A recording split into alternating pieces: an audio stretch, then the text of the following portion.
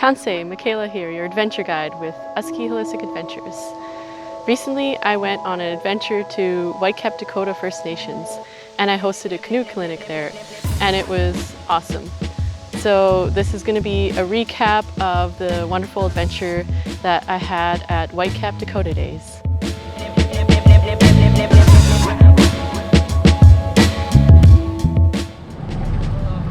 Good morning, how are you guys doing? My name is Frank Royal from Whitecap, Dakota First Nation. We're located 30 kilometers south of Saskatoon on Highway 219. Been running a sports day since the mid-80s. I've been involved for 25 years or so, and started out small with just the chuck wagons, and now we got ball and all kinds of other activities going on.